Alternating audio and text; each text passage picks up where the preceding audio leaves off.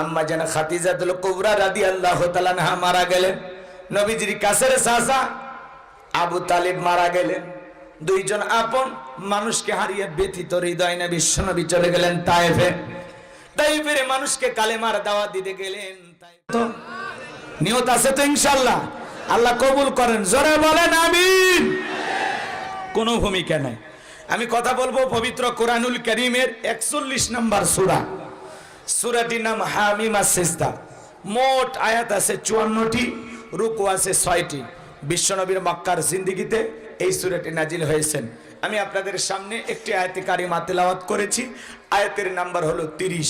এই আলোচনা কবুল করার পরে আল্লাহ যেন আমাদের সবাইকে পার করে দেন ফুল সিরাতের ব্রিজ। জোরে বলেন আমিন।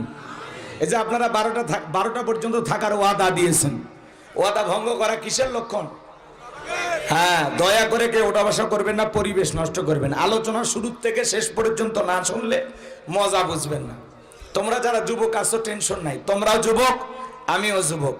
কথা বলেন না কেন? তোমাদের দুঃখ কি আমি বুঝি, তোমরা কি শুনতে চাও আমি বুঝি। তোমাদের আলোচনা মাথার মেমোরিতে সেভ করা আছে, সময় মতো ডাউনলোড দিয়ে শোনায় দেব। ওইটা হয়তো 1 ঘন্টা 35 মিনিট পরে শুরু হবে, একটু অপেক্ষা করা লাগবে। কথা কয় না?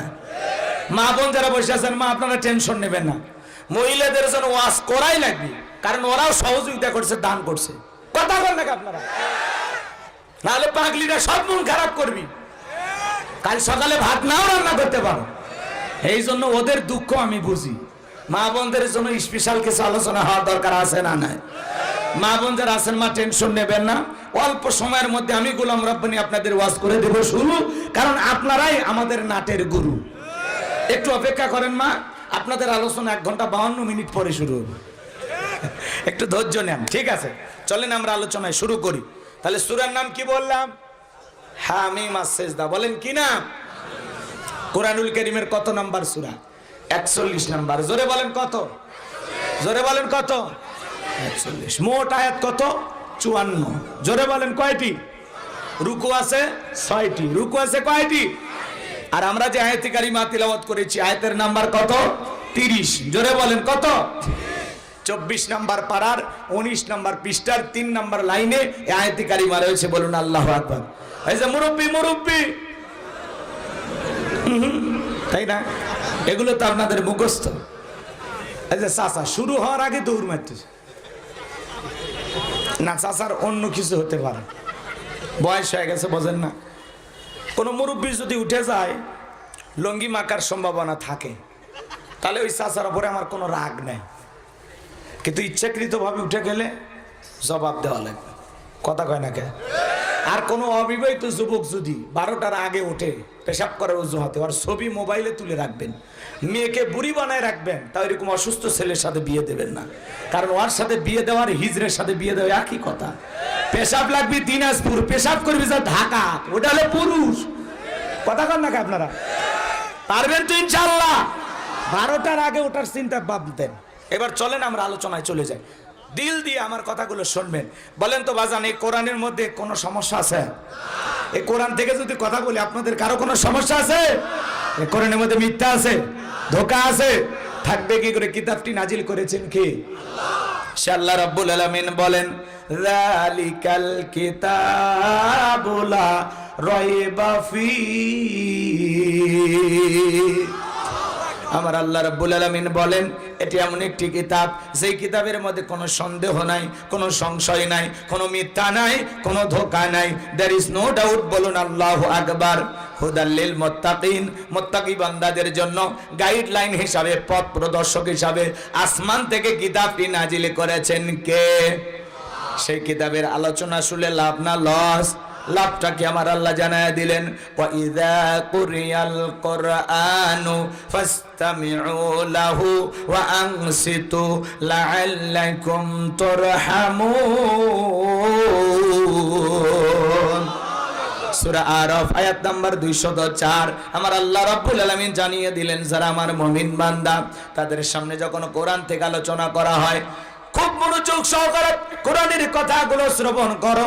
এখান থেকে যেটা উত্তম কথা, ভালো কথা, সেইটা যদি তোমরা গ্রহণ করতে পারো, যারা চুপচাপ কোরআনুল কারীমের কথাগুলো শ্রবণ করে, আমার আল্লাহ রাব্বুল আলামিন বলেন আসমান থেকে তাদের উপরে আল্লাহর রহমত বৃষ্টির মতো নাজিল হবে। বলুন সুবহানাল্লাহ। ওয়াযাক্কির ফাইন্না যিকরা তানফাউল মুমিনিন, সূরা জারিয়ার 55 নম্বর আয়াত। আল্লাহ ডেকে বলে যারা আমার মুমিন বান্দা, তাদের সামনে যখন কোরআন দেওয়াজ করা হয়, কোরআন থেকে উপদেশ দেওয়া হয়, এই কথাগুলো শোনার পরে আমার মুমিন বান্দাদের উপকারে আসবে। বলুন সুবহানাল্লাহ। তাহলে সূরার নাম কি? হামিম আস-সিজদা, আয়াত নাম্বার 30। জবান ছেড়ে সবাই মহব্বতে আমার সঙ্গে তেলাওয়াত করুন। আউযু বিল্লাহি মিনাশ শাইতানির রাজিম, বিসমিল্লাহির রাহমানির রাহিম। আরো আসতে বলেন। অরাব্বাকা ফাকাব্বির, তাকবীর হবে রবের নামে, স্লোগান হবে রবের নামে। যে জমিন আল্লাহর শ্রেষ্ঠত্ব বরত্ব ঘোষণা করা হয়, ওই জমিনে কোনো শয়তানি শক্তি টিকতে পারে না। চিৎকার মেরে বলুন আল্লাহু আকবার। বিতাড়িত মুর্দার শয়তানের কাছ থেকে আল্লাহর কাছে আশ্রয় প্রার্থনা চাচ্ছি। পরম করুণাময় অসীম দয়ালু আল্লাহর নামে শুরু করছি। জবান ছেড়ে যাদের কণ্ঠ আছে আমার সঙ্গে তাল মিলিয়ে একটু গুনগুন করে হলেও পড়ার চেষ্টা করবেন। সবাই একটু মহব্বতে পড়ুন। ইন্নাল্লাযীনা ক্বালু রাব্বুনাল্লাহু সুম্মা ইসতাকামু তাতানাজ্জালু আলাইহিমুল মালাইকাতু আল্লা তাখাফু ওয়ালা তাহজানু ওয়া আবশিরু বিল জান্নাতিল্লাতী কুনতুম তুআদুন।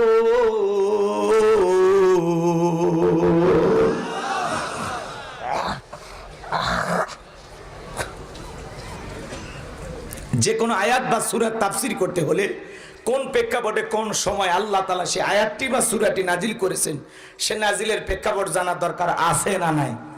আরবিতে বলা হয় শানি নজুল। যদি শানি নজুল আলোচনা করা হয় তাহলে তাফসীর বুঝতে সহজ হয়। বলুন আল্লাহু আকবার।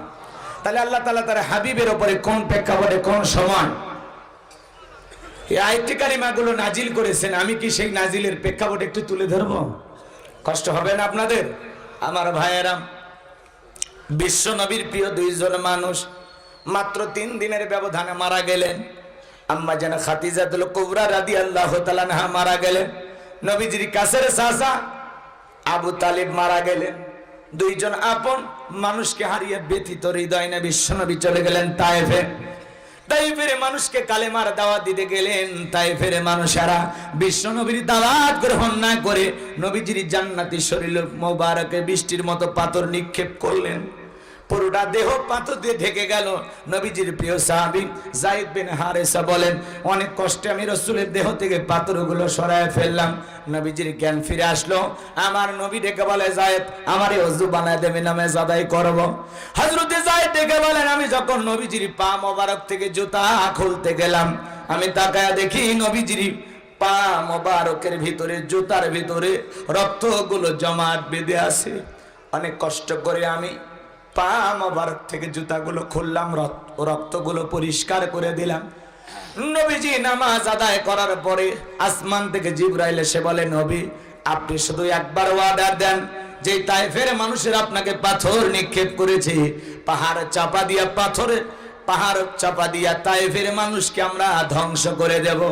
আমার নবী ডেকে বলে, ও জিবরাইল, ওদেরকে যদি ধ্বংস করে দাও, আমি কার কাছে কালেমার দাওয়াত পৌঁছাবো? আমি তায়েফের মানুষকে মাফ করে দিয়েছি, আমার আল্লাহ যেন তায়েফের মানুষকে মাফ করে দেয়। বিশ্বনবী তখন আল্লাহর কাছে বললেন, আল্লাহ ওরা না বুঝে না চিনে আমাকে পাথর নিক্ষেপ করেছে, আল্লাহ গো আপনি তায়েফের মানুষের উপরে আযাব গজব দিবেন না। নবীজির দোয়া আল্লাহ তাআলা কবুল করলেন। তায়েফের মানুষের উপরে কোনো আযাব গজব আসলো না। কত দয়ালু নবী! মানুষ পাথর নিক্ষেপ করেছে, তারপরেও তাদের কল্যাণ কামনা করে দোয়া করেন কার কাছে? রাহমাতাল লিল আলামিন। নবীজি তায়েফ থেকে চলে আসলেন, একদিন দুই দিন নয়, 19 দিন পর্যন্ত আসমান থেকে জিবরাইল আসে না, নতুন কোন আয়াতে কারিমা নাজিল হয় না। আমার ভাইয়েরা, কাফিররা সমালোচনা শুরু করে দিল, ও নবীর সাহাবীরা কি ব্যাপার, তোমাদের নবী তো নতুন কোন তত্ত্ব, নতুন কোন আয়াত পাঠ করে আমাদেরকে শোনায় না, নাকি তোমাদের নবীর উপরে যে জিন ভর করেছিল সেই জিনটা বিদায় নিয়েছে? জোরে কন্যা উযুবিল্লাহ। শুধু তাই নয়, তারা বলতে লাগলো, ও নবীর সাহাবীরা, তোমাদের নবী তো নতুন কোন আয়াত বা সূরা পাঠ করে শোনায় না, নাকি তার আল্লাহ তাকে ভুলে গেছেন? জোরে কন্যা উযুবিল্লাহ। এইভাবে তারা সমালোচনা শুরু করলো। সাহাবায়ে কেরাম মনে মনে কষ্ট পায়, কিন্তু বিশ্ব নবীর কাছে প্রকাশ করার ক্ষমতা তাদের নাই।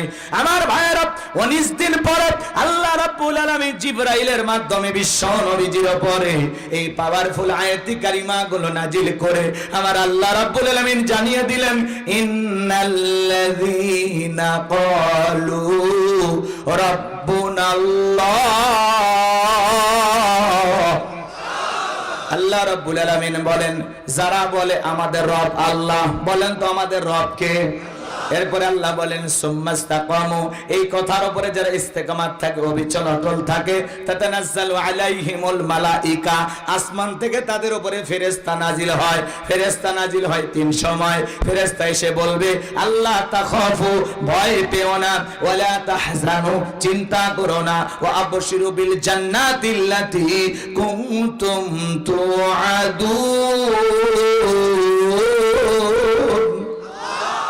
আল্লাহ তাআলা যে জান্নাতের প্রতিশ্রুতি তোমাদেরকে দিয়েছিল, সেই জান্নাত পেয়ে তোমরা আনন্দিত হও, সেই জান্নাত তোমরা গ্রহণ করো। বলুন সুবহানাল্লাহ। এটা হলো আয়াতের সরল অনুবাদ। কথা কি বোঝেন? আজকে খারাপ লাগতেছে নাকি? কোন কারণে কষ্ট পাচ্ছেন? লিখেছেন তাফসীরুল কোরআন মাহফিল, আলোচনা তাফসীর ভিত্তিক হওয়ার দরকার আছে না নাই? যুবকেরা অনেক কষ্ট করে আয়োজন করেছেন। আমি বলেছি খালি একটু সময় দেন, ইনশাআল্লাহ মজা লাগবে। খারাপ লাগার কোনো প্রশ্নই আসে না। মনটা আবু বকরের মতো নরম হলে কোরআন শুনলে ঈমান বাড়বে। কথা বলেন না কেন? আর মনটা যদি আবু জেলের মতো শয়তানিতে ভরা থাকে, আবু জেল যেরকম সারা রাত নবীজির কণ্ঠে কোরআন শুনে সকালবেলায় বলতো পাগল। কে রে আবু জেল, তুই কি ছাগল? সারা রাত কোরআন শুনে রাসূলকে বলতো পাগল, জাদুকর, গণক। কথা বলে ঠিক কি না? এরকম হলে হবে না যে 2-4 মিনিট আলোচনা শুনে সাইজ চলে যায়, সমালোচনা করে গায়ে বান্ধা থেকে হুজুর এলে ওয়াজ। কথা কর না? যারাই হুজুরদের সমালোচনা করবে বুঝবেন, হয় হুজুর এমন একটা হক কথা বলছে ওর জীবনের সাথে মিলে গেছে, ওর জাগা মতো ঘা লাগছে, এই জন্য হুজুর নিয়ে ফটর ফটর ফটর ফটর করতেছে। কথা কর না আপনারা? আলেমদের সমালোচনা করবেন না। আপনি তো ওয়াজই শোনেননি, 5 মিনিট শুনে যা চা ফুকাইতেছেন, আপনি ওয়াজের কি বোঝেন? মুনাজাত পর্যন্ত থাকলে বুঝবেন যে না, হুজুর একটা বিষয় নিয়ে আলোচনা শুরু করেছিল, শেষও করছে। কথা বলে ঠিক কিনা? এদিকে খেয়াল করেন আমার ভাইয়েরা, আল্লাহ রাব্বুল আলামিন আয়াতের শুরুতে কি বলতেছেন? ইন্নাল্লাযীনা ক্বালু রাব্বুনাল্লাহ, নিশ্চয়ই যারা বলে আমি তাদের রব। আমাদের রব কে? জোরে বলেন কে? সুম্মাস্তাকামু, এই কথার উপরে যদি ইস্তেকামাত থাকে, আল্লাহ আমার রব, এই কথার উপরে যদি আপনি টিকে থাকতে যান। এদিকে খেয়াল করেন, আপনাদের এলাকায় রাস্তা নাই বাজান, রাস্তার 2 ধার দিয়ে গাছ আছে কিনা? যখন বড় বড় ঝড় আসে, আইলা, নার্গিস, হুদহুদ, সনি, ফনি, মিক্সাও, মিথিলি, কয়েকদিন আসছিল দানা। ভারতে কয়েকদিন আগে দানা আসছিল না? ঘূর্ণিঝড়ের নাম কি? দানা, ফানা, বিভিন্ন নাম।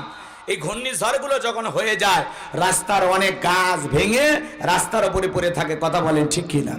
আবার কিছু গাছ মজবুত ভাবে শিকড় নিয়ে দাঁড়িয়ে থাকে, এর নাম হলো সুম্মাস্তাকামু, ইস্তেকামাত থাকা, দৃঢ় থাকা, মজবুত থাকা। কথা বলে ঠিক কিনা? আপনি যখন বলবেন আল্লাহ আমার রব, এই কথার উপরে টিকে থাকতে গেলে আপনার উপরে মামলা আসবে, হামলা আসবে, নির্যাতন আসবে, জুলুম আসবে, দেশ ছাড়া করবে, ঘর ছাড়া করবে।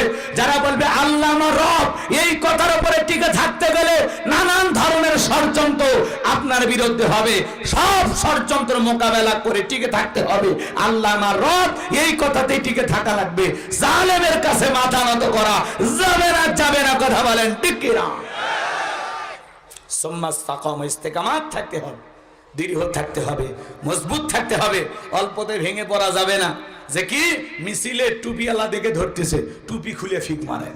কই দাড়িওয়ালা দেখে ধরতেছে, সেলুনে যায় কই দাড়ি কেটে দাও, অবস্থা ভালো না। এরকম সুবিধাবাদ জিন্দাবাদ ঈমান দিয়া জান্নাতে যাওয়া যাবে না।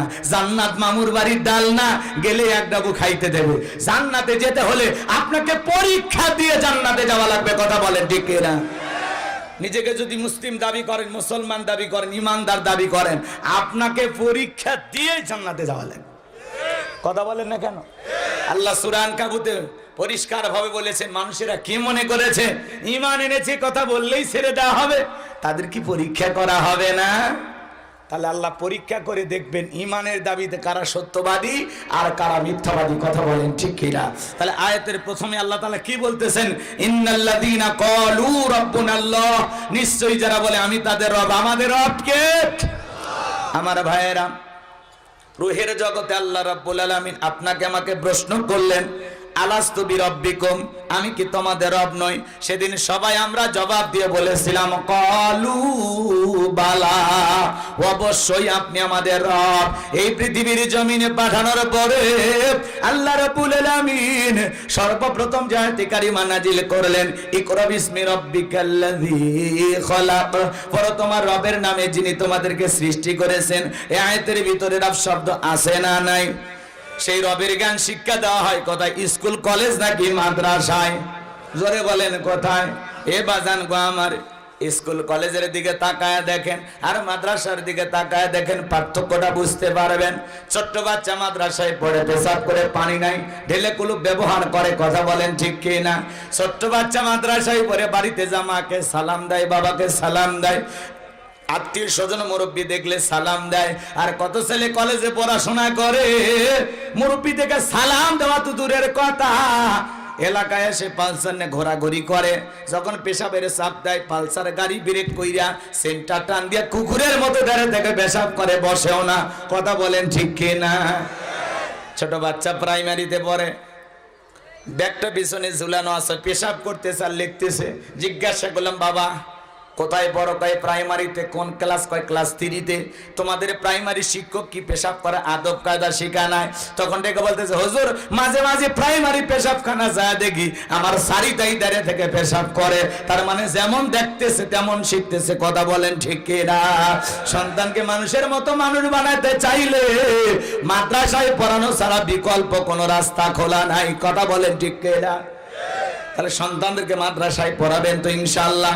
এবার যান ছোটবেলায় মাদ্রাসায় পড়াইয়া এরপরে ডাক্তার ইঞ্জিনিয়ার যা খুশি বানান, আমাদের কোনো আপত্তি নাই। দেখবেন মাদ্রাসার ছাত্ররা কত ভদ্র।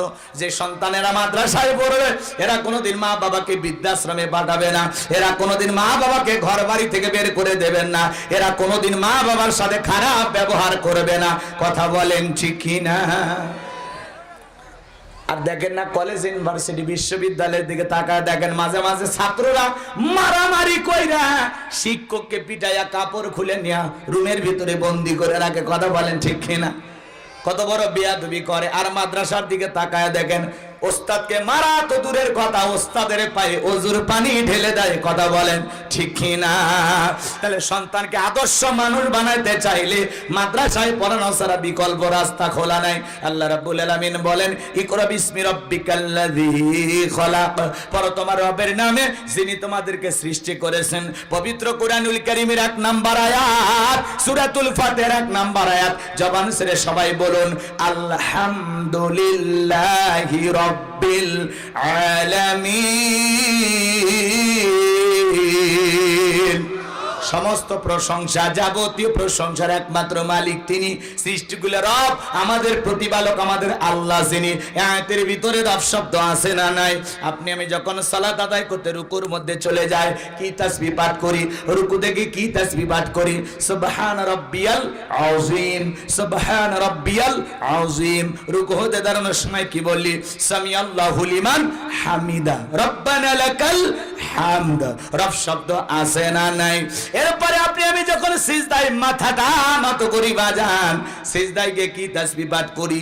সুবহান রাব্বিয়াল আলা, সুবহান রাব্বিয়াল আলা, সুবহান রাব্বিয়াল আলা। কিছু কিছু মানুষ যা দেখবেন খালি বলতেছে সুবহান সুবহান সুবহান সুবহান। সুবহানাল্লাহ কয় না, সবিনের তেল কয়, আল্লাহ ভালো জানে। স্পষ্ট করে বলার দরকার আছে না নাই? সুবহান রাব্বিয়াল আলা, সুবহান রাব্বিয়াল আলা। সুবহান রাব্বিয়াল আলা, সুবহান সুবহান সুবহান সুবহান। খালি ফসফস শোনা যায়, কথা কর না ভাই, এই মিথ্যা বলতেছি আমি। স্পষ্ট করে বলবেন। নামাজের সালাম ফিরানোর পরে আল্লাহর কাছে যখন হাত তুলে দোয়া করি কি বলি? রব্বানা আতিনা ফিদ দুনিয়া হাসানাতাও ওয়া ফিল আখিরাতি হাসানাতাও ওয়া কিনা আযাবান নার। সূরা বাকারা 201 নম্বর আয়াত। আল্লাহর কাছে ডেকে বলি, হে আমাদের রব, আমাদেরকে দুনিয়ার কল্যাণ দান করো, আখিরাতের কল্যাণ দান করো, ওই কঠিন জাহান্নামের আগুন থেকে মুক্তি দাও। ইহকাল পরকালের কল্যাণ দেওয়ার মালিক কে?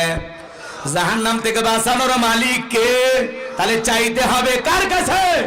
পবিত্র কুরআনুল কারীমের সর্বশেষ যেই সূরা, সূরাটির নাম হলো নাস, তার 1 নাম্বার আয়াত, কুল আউযু বিরাব্বিন নাস। এই আয়াতের ভিতরে রব শব্দ আছে না নাই? জীবনের পরতে পরতে সব জায়গায় রব। আপনি আমি যেদিন মারা যাব, ওই মসজিদের মাইকে যেদিন এলান জারি হবে, এই গ্রামের অমুক ব্যক্তি বেঁচে নাই, ইন্না লিল্লাহি ওয়া ইন্না ইলাইহি রাজিউন। আপনার আমার মৃত্যুর সংবাদ শোনার পরে বিবি কেঁদে বলবে স্বামী নাই, ছেলেটা কেঁদে বলবে বাবা নাই, মেয়েটা কেঁদে বলবে বাবা নাই, মা কেঁদে বলবে কলিজার ধনটা হারাইলাম। আত্মীয়জন সবাই আপনার আমার মৃত্যুর সংবাদ শোনার পরে ছুটি আসবে।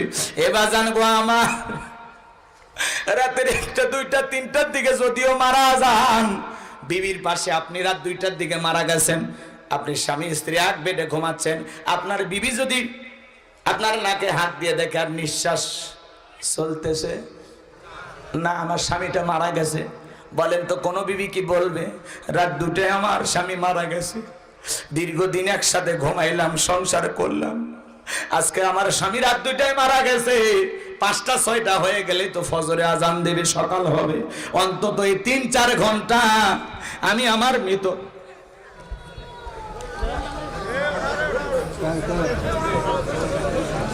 আমি আমার মৃত স্বামীর সাথে ঘুমাবো। বাজান বলেন তো বাজান, এই সমস্যা না, সমস্যা এদিক এদিক খেয়াল করেন, কষ্ট হচ্ছে আপনাদের। কোন বিবি কি বলবে বাকি রাতটা আমি স্বামীর সাথে ঘুমাবো? জোরে বলেন ঘুমাবো। যেটা মানুষের সাথে ঘুমাবে বাজান, কিন্তু আপনি আমি যখন লাশ হয়ে যাব, তখন বিবির ভালোবাসা চলে যাবে, বিবি আর 1টা ঘন্টাও আপনার আমার কাছে ঘুমাবে না। কথা বলেন ঠিক কিনা? আমার ভাইয়েরা, আপনি আমি যেদিন মারা যাব, এ দেখে রঙিন পোশাক খুইলা উলঙ্গ করাইয়া বাজান গো আমার বড়র পাতার গরম পানি দিয়ে আপনাকে আমাকে গোসল করাইয়া দেওয়ার পরে চকলেটের মতো মরাইয়া মসজিদের কাটিয়াতে তুইলা 4 জন বরযাত্রী ধইরা ওই অন্ধকার কবরে নিয়ে যাবে বাজান। 3 জন মানুষ কবরে নামবে, মনে মনে খেয়াল করবেন, মনে হয় 3 জন মানুষ আমার সাথে যাবে, কিন্তু না না, একে একে সবাই কবর থেকে উঠে আসবে। এরপরে বাজান লাশটা কবরে রাখার পরে দূর আকাশ একটু একটু দেখা যায়, বাঁশের বিছানা যখন বিছায়া দেবে